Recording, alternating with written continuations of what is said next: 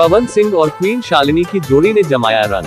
नमस्कार दोस्तों, मैं आशीष सिंह और आप देख रहे हैं भोजपुरी चैनल जिसका नाम है भोजपुरी चर्चा। भोजपुरी स्टार पवन सिंह का नया गाना गोदी में लेके रिलीज हो गया है। रिलीज होते ही यह गाना हर सोशल मीडिया प्लेटफॉर्म पर वायरल हो रहा है।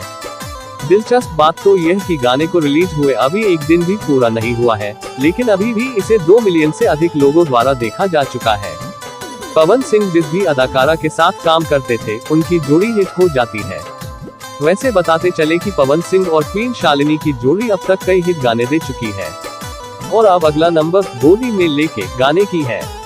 जी हाँ, इस गाने में भी पवन सिंह के साथ क्वीन शालिनी नजर आ रही है और दोनों ने गाने में रंग ही जमा दिया है। शालिनी और पवन की जोड़ी गोदी में लेके गाने में आग लगा रही है। जहां क्वीन शालिनी जबरदस्त ठुमका लगा रही है, वहीं पवन सिंह भी ताल से ताल मिलाते हुए शालिनी को रिझाने में लगे हुए हैं।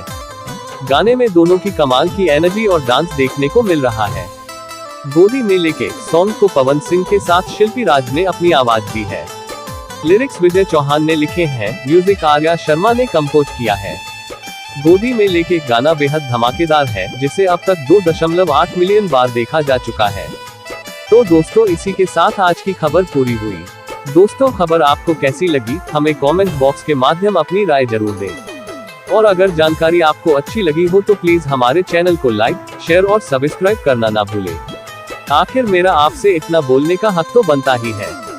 तो दोस्तों, इसी के साथ विदा लेते हैं और कल फिर इसी समय आपसे मुलाकात होगी किसी नए वीडियो के साथ।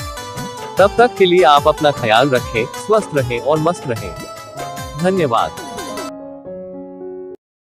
ये चैनल के आप लोग सब्सक्राइब करीजा और हम ही लोग अपना आशीर्वाद जौन बा एक बारिश एकदम बरसा द जा, गड़गड़ा द जा।